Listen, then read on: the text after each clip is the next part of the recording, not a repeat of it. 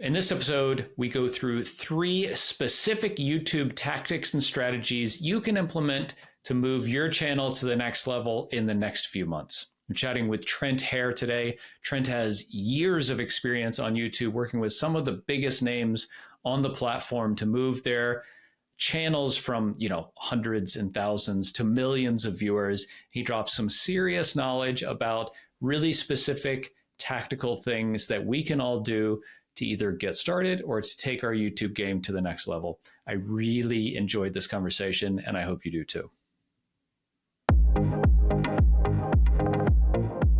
Before we started recording is always how every good podcast episode starts, because all the good shit is before we start recording. But I said that a big part of this series for me is I'm super interested, super fascinated with YouTube. But it's really intimidating, right? I had a good friend of mine the other day say, like, I see a lot of SEO and content people going into YouTube because the barrier is so high that it's just fucking so many people can't do it, right? And even this series for me, I'm going to spend 15 hours doing this series instead of doing videos because I think this is like me doing YouTube is just creating content about YouTube instead of actually doing it. As you look at folks in similar positions to mine, as you work with clients at Creator Campfire, like, how do you help folks get over that hurdle to say, like, just fucking turn on the mic and the camera and shoot something, and it's going to be like 80% good? Because I think that's exactly the position I'm in. I'd rather talk to you about YouTube than actually do YouTube. So like, how do we get me over the hump? Yeah, I think the biggest reason people hesitate is because they don't know where to start. And I think just the biggest thing, like, because there's so many avenues and there's so much advice flying around for better and for worse, that, the first thing I do for a lot of my clients, especially if we're launching a new channel, for example, or, most people that work with me are generally know YouTube decently well. So it's not necessarily getting them to press publish. It's more of like getting them to make the pivot. But I think what I'm about to say holds true for both of them, and that's coming at it with a strategy and coming at it with have a strategy for what you want to achieve. I mean, it's just the scientific method of have a hypothesis and then go test it, and have an idea of what you want, have an idea of which audience you want to serve, have an idea of where you fit within that niche. Because a lot of it is there is a lot of record something and press publish. There is that. And there's also the procrastination side of overanalyzing everything before you press publish. But I also encourage people, like, to not put too much weight on, but at the same time, have a bit of a strategy going in. I think you'll feel a lot better doing that. And also I also like to set expectations from the start of, this is a fresh channel. There are 0 people that are going to watch this. If you're scared of 10 people, like, it's okay. Like, in 6 months, those 10 people might come back and not even recognize your channel. And I think it's much more about setting an expectation of, this is more of a learning exercise for you than it is about blowing up and getting rich. Yeah, there's a time investment. Yes, there's monetary investment for gear and that sort of thing, if that's what you want to go for. But there's also plenty of people who record and edit and publish from their phones. There are no microphones. There's nothing like that. And I think people put too much emphasis on perfection, and it's much more about progress. It's much more about getting content out there. Do it intelligently. Like, if you're just throwing stuff at the wall and seeing what sticks, like, yeah, you're probably going to be stressed and you're probably not going to know which direction to take. But having an idea of your audience, an idea of how you're going to serve them, and a few topic ideas that you can choose from, and just start publishing and seeing what works. So it's always nerve-wracking to put yourself out there. I probably feel a lot of the same way whenever I posted content on LinkedIn that most people feel about YouTube. I was like, oh man, these are all professional people. I can't be posting nonsense out here. I need to make sure. And, it's one of those things of just post stuff and start the conversation and see what people respond to. Yeah. Imposter syndrome. Cool. So in the podcasting space, so we work in the podcasting space, a lot of kind of analogies, I think, to YouTube. I take a pretty similar approach of just like, fucking publish it. Like, your launch is not going to make any waves. It's going to be your worst content. It's only going to get better from here. Really, don't worry about it, right? We want to get over this kind of minimum bar of acceptability. And just know that you'll get better every time you interview someone, and your gear will improve and how you interview will improve, all that kind of stuff. Would you say the same thing of, like, have a decent light, have a reasonable looking background, just record something, edit it in whatever tool that comes on your computer or free tool like CapCut or something like that, and just publish it and just go from there. Is that it? Or is there like, hey, okay, we got to get to this point and don't publish until you can get to this point? No, I think it depends on their goals, right? Because I think there are so many people. I think it's about sitting down and evaluating, what do you want out of YouTube? Is it just an experimental event? Are you wanting to just see what it's like? Are you wanting to convert people off platform? Are you wanting to go viral and blow up? Like, I think there's, like, at least just have a goal in mind of what you're wanting to accomplish. Do you have to know exactly which audience you're serving? No, not necessarily. You just have to have an idea of what you want to talk about, and yeah, just go for it. If you're too scared to even press publish, then yeah, just record a bunch of stuff, throw something up there, and see what sticks. And then after 10 videos with 3 views, you realize like, oh, okay, cool. There's literally no pressure. I can just improve every single time. I always tell people, like, what about competitors? I need to analyze what they do and do that. I was like, that's market research, sure, but your only competition is your last video. So if you're publishing your first video, you have literally zero competition. You have to make your own competition and then start going against it. And so it's just get something out there, realize that literally no one will watch it, and get on with your life and, go on to the next one. The stakes are a lot lower than most people think. It's also not hard to private videos or delete a channel and start over once you get better. That exists too. So it's by all means, like, to use Bezos as an example, like it's an open door. And once you go through it, it's not closed. You can't, it's not irreversible. You can always reverse it and go back and get better. So there's a lot less stress that way. I heard a strategy from a previous conversation about YouTube that at first I was like, what the hell? And then I was like, oh, it's super smart. And it was, find a channel that you like and just copy it for your first 20 videos. Copy everything about the style and the topic and the outline and the thumbnail and everything, and just copy it. And then you'll know whether that's actually you, or if you need to take a fork and go a slightly different direction. Like, do you agree with that as somebody who's like, okay, I want to talk about Minecraft, right? I want to talk, whatever. I want to think about an aspect of Minecraft. Do you just go and say, I'm going to watch Preston's last 10 videos and do exactly what he did? And is that like a reasonable place to start? For the mega YouTubers, copying them, probably not. Okay. Mainly, I mean, you can try it. It's always one of those things of, if you want to go out and copy someone, try to copy the best and see what all goes into it. You'll learn a lot that way. I mean, I know from seeing how the sausage is made there's giant custom development teams and mods that have to happen, and the team that scripts it and I know all that stuff behind the scenes. But if you can go in as a solo person, you'll find out all of those things yourself of like, wait, how did he get this to happen? How did they put this together? I think going through and copying them, whether or not you even publish those videos, there have been plenty of clients that I've worked with that we were going to launch a channel, and it took us recording 5-10 videos that never saw the light of day just to get the feeling right for what we wanted to do. Granted, the stakes are higher because there are larger brands, larger names, but it's very much like, just go out and copy it, see what we like, what we don't like, take the time to improve it behind closed doors, and then come out swinging. So I think you'll learn a lot either way, for sure. Yeah, cool. Everyone who listens to this show is kind of thinking of doing YouTube mostly in a B2B sense, whether that's like B2B for my company, Castos, or B2B for me and my personal brand, and me wanting to develop that so I can sell more for my company, right? That's the whole goal. How does the strategy differ from what we hear about YouTube, which I think mostly is B2C, for B2B businesses like ours? I think there's 2 things that come to mind off the top of my head for differences in B2B. One is expectation. Don't expect to be Mr. Beast. You're not going to get 100 million views in a week. That's not your audience. Listen, if you do and they all still manage to convert, congratulations, go write a book and retire. But also I think and the reason I say you're not going to get that viewership is because your videos, whenever I'm talking to clients who are more like the entertainment-ish side, whether they are still entrepreneurship or anything else, but they're wanting to reach wider audience. It's very easy to do that. Whereas B2B, you're trying to really narrow down and kind of target specific things that these people talk about. And you might not, the average person might not understand the lingo in what you do. But I think there's also ways to, like, one of my favorite strategies is what I call hiding the vegetables, where, someone might not care about whatever it is that your company talks about, but there are ways to package the videos in such a way where people do care. And then they're able to go in and see, oh, wow, this is how they do it. Oh, this is a thing that I've always talked about.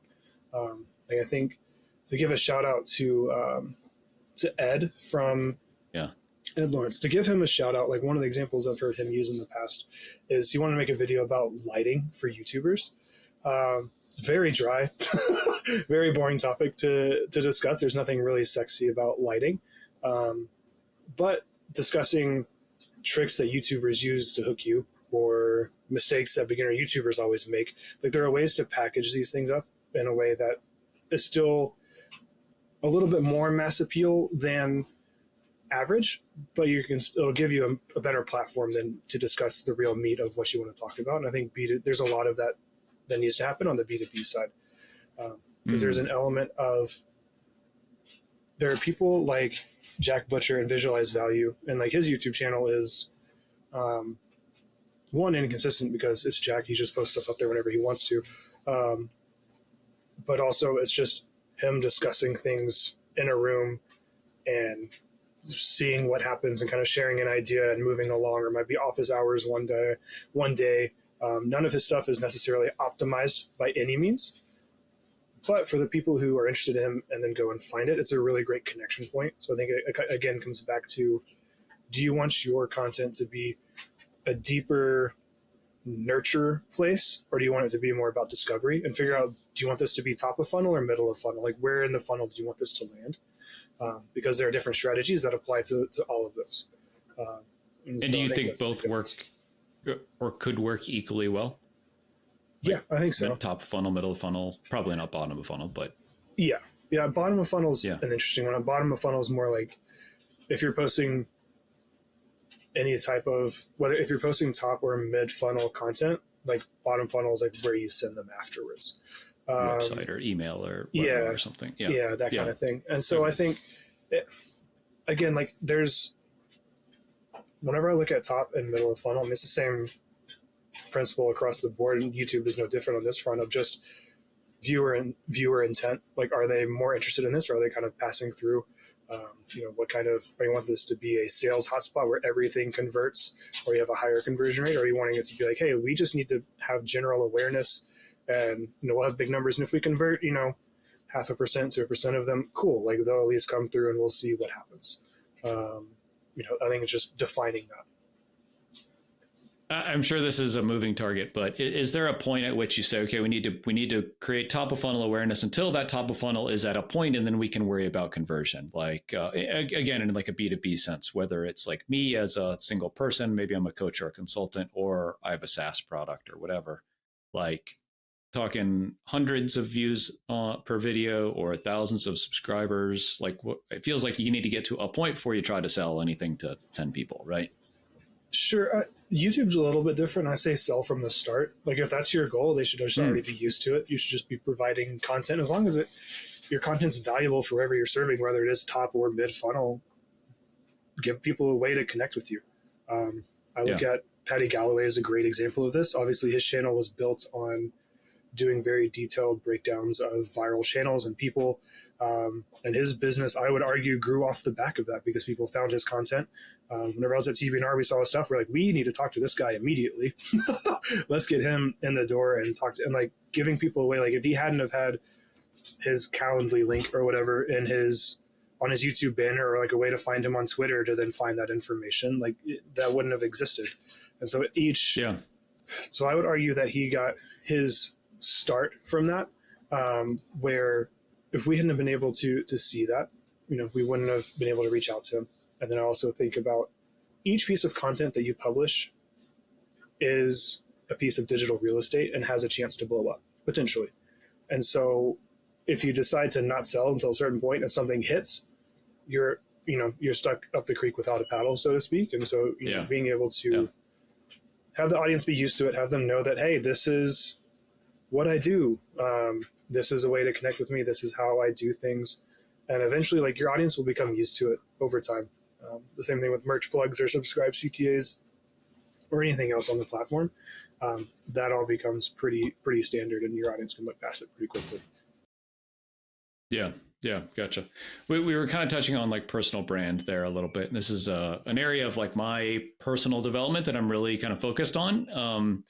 And to be honest, I'm a little torn, right? Like I have a lot of belief in YouTube as a platform. But I think the distance between where I am and a result is really big on YouTube, right? It's a year probably. Whereas take your pick, Twitter, LinkedIn, probably we're talking like months for me to be able to continuously post like high quality stuff and get more visibility and all this kind of stuff. Like, I guess, first of all, do you agree with that like time to impact is lower on other channels, venues? Potentially. I think the reason people see time to impact being shorter on LinkedIn and X/Twitter or whatever we're calling it this week, the reason it's shorter, it feels like, it's because you're posting more consistently there and you're able to get feedback quicker. It's a lower barrier to entry because it's text. And also, those algorithms, in my mind, are designed much more to feed people success earlier. And YouTube can do that, assuming it's quality content and it hits a certain barrier and all of the things that we've already discussed. Unless you're doing like news-based or very time-related content, is much more evergreen. You're going to see results 5 years from now. Whereas if I post a tweet that goes viral, I might see success from it for a week and then no one knows me the next week. But YouTube has much more of the lifespan of a video that can bring in results forever, as long as it's up. I always tell, clients who are more B2B, I'm like, you're posting evergreen automated lead gen that just works for you nonstop. Like every single video has the potential to replace an employee.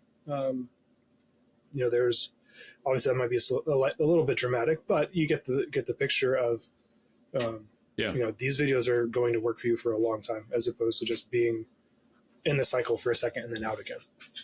Yeah, no, for sure. The durability, I think, of YouTube is probably only second, and to like content on your site, and really only second just because YouTube is a platform, whereas like I own my site and nobody can take it away from me. But you could theoretically get kind of whatever smashed by the YouTube gods. So there's a bit of a kind of algorithm and platform risk there.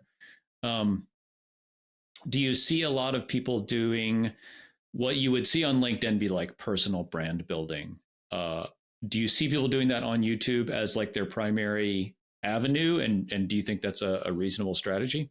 In order to do well on YouTube, my hypothesis is, aside from the concrete analytics and CTR and AVD and all of the things that go into it, what it boils down to is satisfying an audience. And I think that comes from, especially on B2B and the sales side, is providing value first.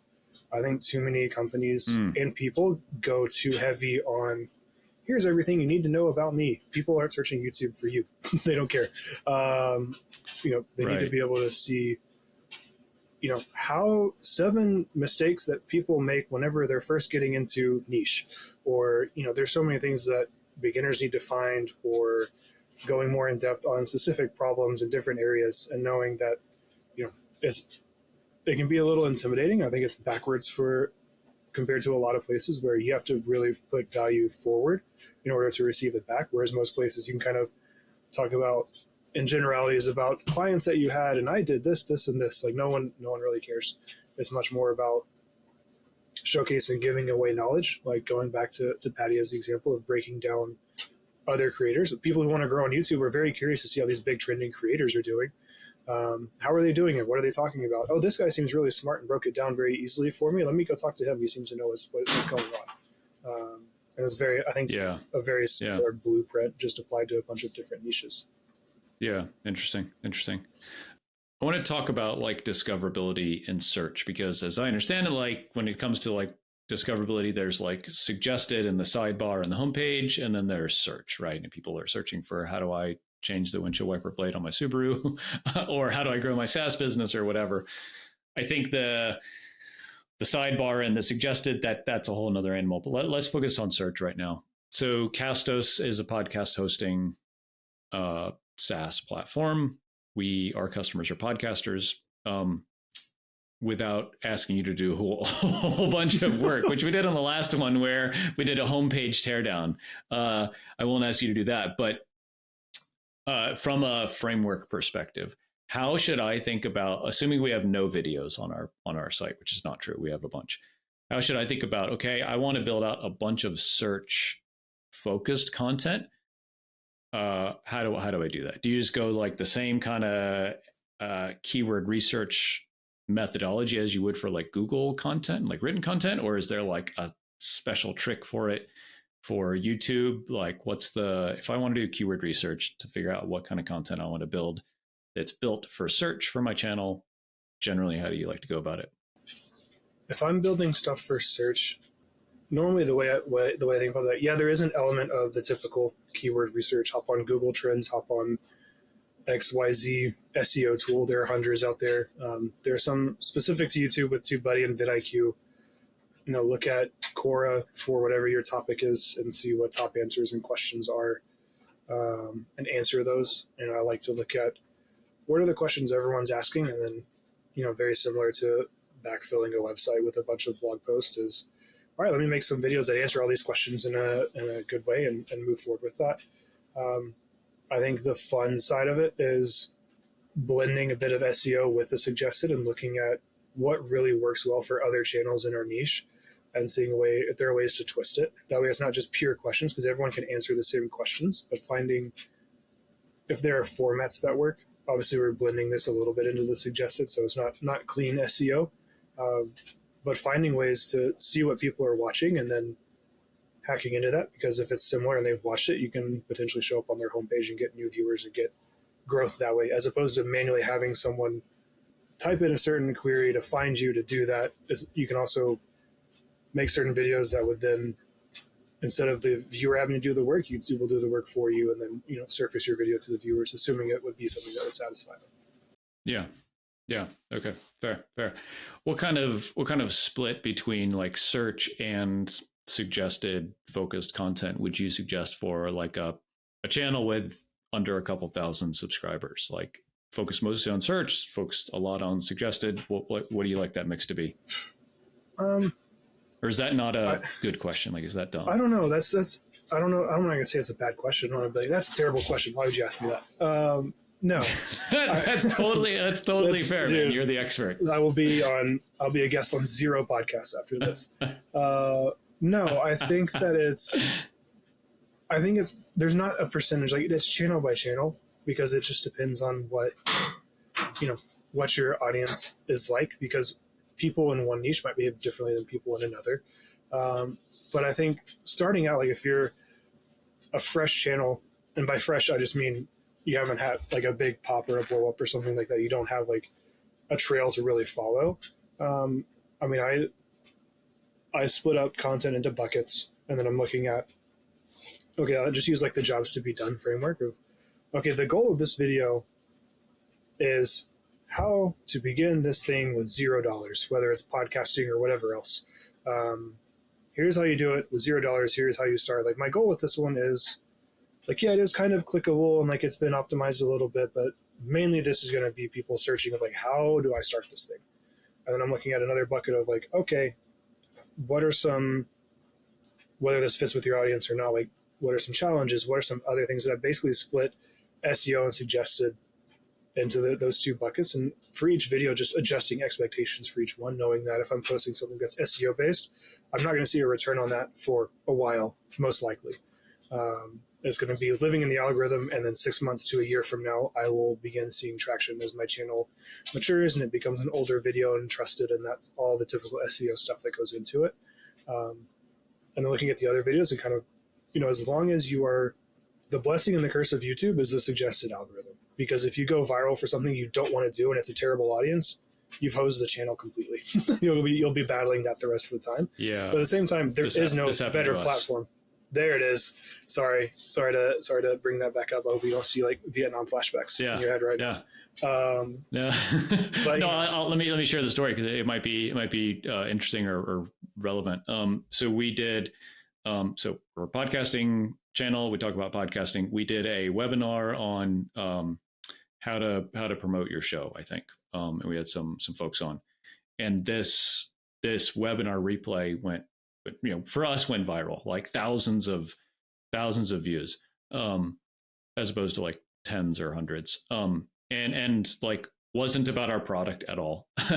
Probably like didn't even talk to like our ideal customer persona exactly. And it kind of died down after about 3 months, but it was going hard for 3 months, and then kind of trailed off.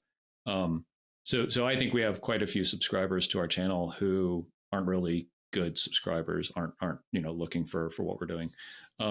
We even considered taking the video down because it kind of conflated things a little bit, but yeah, it definitely happened to us that like, man, we didn't want this one to take off, but it got in the algorithm somehow, and it did. Yeah, for sure. It's definitely the double-edged sword. I mean, the good side is then it becomes, if you don't want those viewers, then that's obviously the bad case.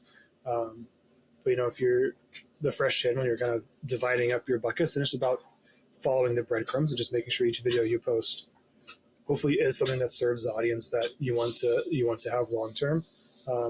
And there's also, just to remove some stress of this, because I feel like people are going to be listening to this and being like, oh God, every idea is a closed door. I can't, I'm freezing. Like, we pivoted Preston's channel. It was his Minecraft channel. It was his main one at 9 million subscribers, and we pivoted it, and it's now the real life channel that everyone knows today. So if we could pivot at 9 million, granted, we launched another Minecraft channel so that we had an outlet for people. Yeah. But if we could pivot at 9 million, the channel's fine. Like, you can too. It's really not that stressful.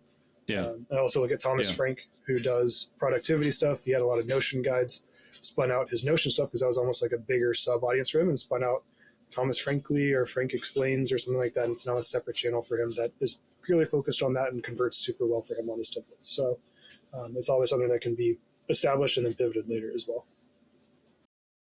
Yeah. Yeah. One kind of specific question I have is around like testing and testing of thumbnails, testing of titles, things like this, right? I know some channels will like go so far as to like run paid ads on thumbnails ahead of the episode being released, so they know kind of what resonates. But also like after it's out, use TubeBuddy or vidIQ, I'm sure does it too, to start split testing and stuff like that. How much, like I've done zero of that. How much of that should I consider doing? I don't have the bandwidth to do all 200 videos on our channel. Like how do you approach for okay, you got a little bit of content, you should probably try to juice a little bit of it with split testing of the title and the thumbnail, I guess, is like the big thing you can. How do you think about that? So whenever I'm looking at, and you're talking about going through, not just like changing, like updating your strategy for stuff moving forward, but like optimizing like backlog of content. Yep. Yeah. So for that, usually what I'm doing if I'm evaluating clients for this kind of stuff is I'm looking for signs of life. So I'm going back and looking at, hopefully establish at least some baseline level of like, what is the typical CTR in the first 24 hours? What is it at the first hour? Same for retention, and kind of getting some like the bigger key metrics. People can go way overboard and have 57 different metrics that they're listing and tracking at all times, and it's exhausting.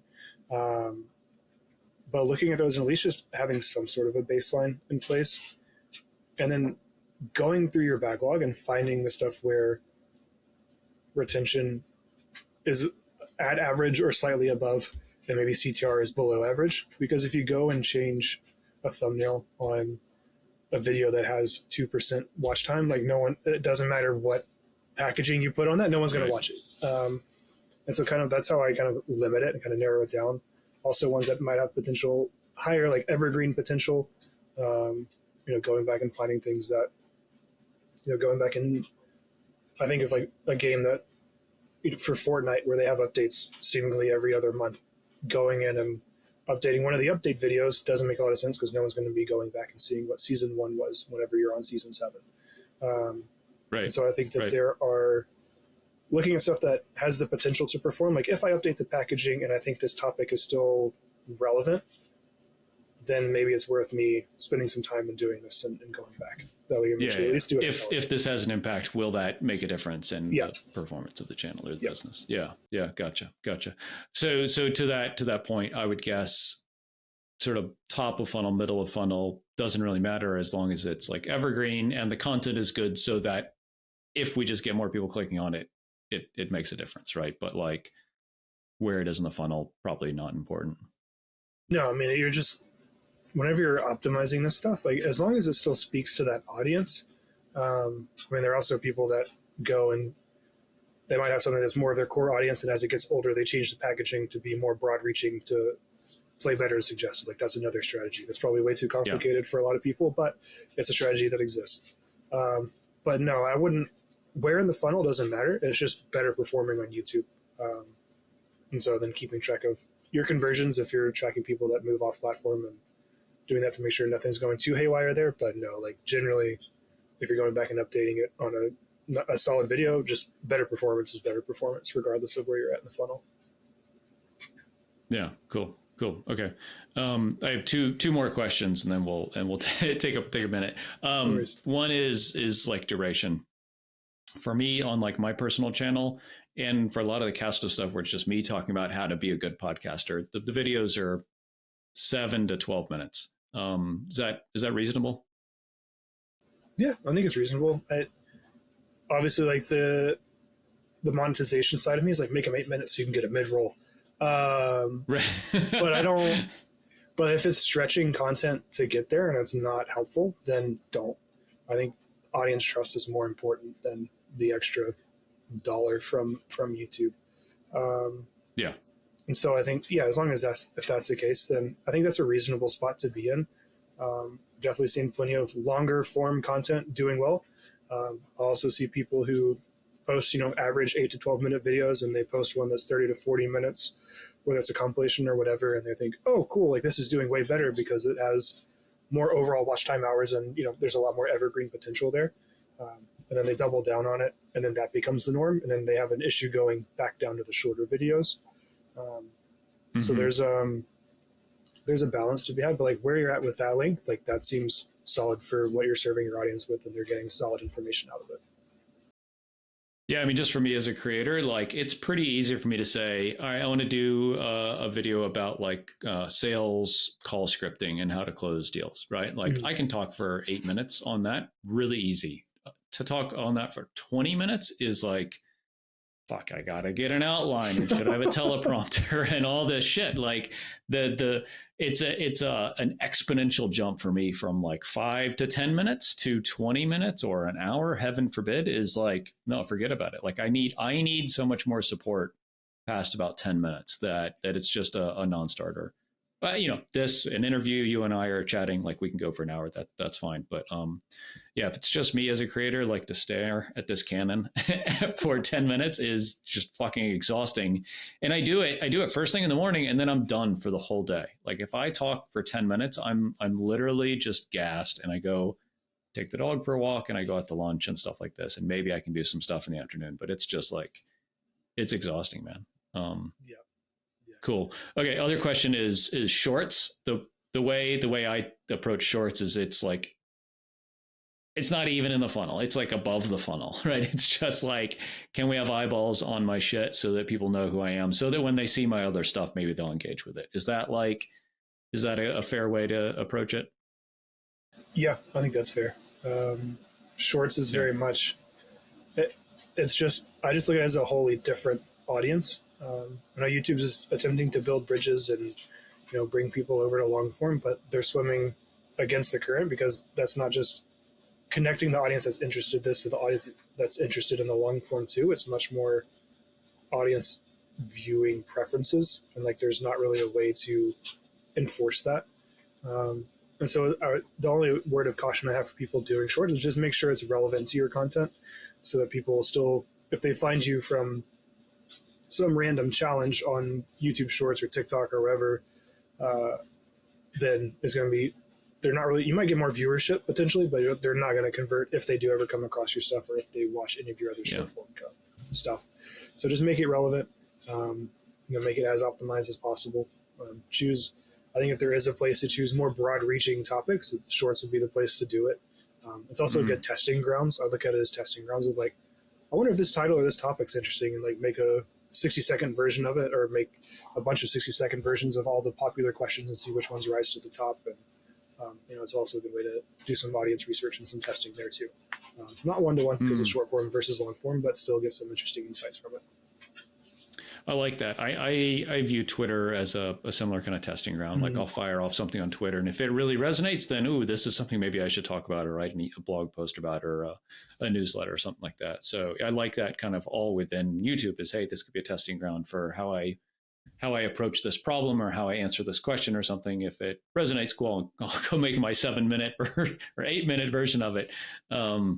Yeah, cool. I'll tell you, like the shorts are, just like we were talking about with LinkedIn or Twitter, super enticing because I get big numbers. I'll get 1,000 views on some shorts sometimes, which is like way more than anything else I do.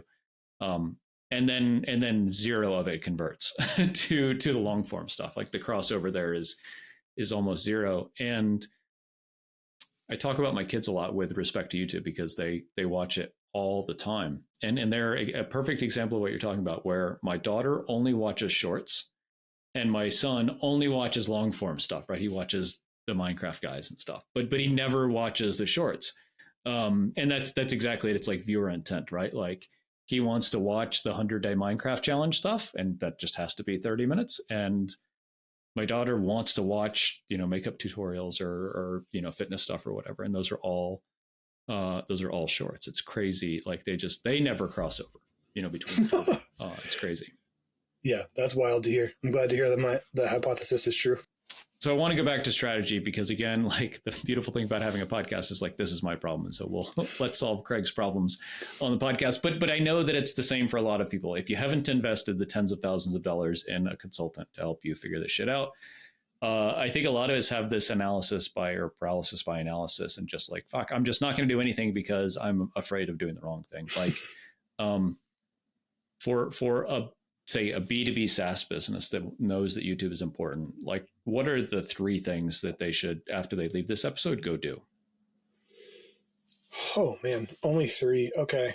Okay. No, I'm joking. What are the few things that they should do? What I want is someone who's listening to this says, man, Trent knows what he's talking about. I need to do some stuff maybe before I start working with him or whatever, but like I need to have something to show for myself so I don't feel bad about my YouTube efforts. Like how does somebody get started? The first thing that I would do is more of an internal exercise of like really defining your audience and who you want to serve and who those people are. So I guess an umbrella point for the first is just set your goals, set your expectations, set what you want from YouTube, all of the things that should be foundational before launching the channel in an ideal scenario. That's obviously, I give advice regardless of reality. So please apply a healthy dose of reality to what I say. Getting all of those things in line first and really knowing who you're serving. Next step is then finding other channels who are currently serving that audience.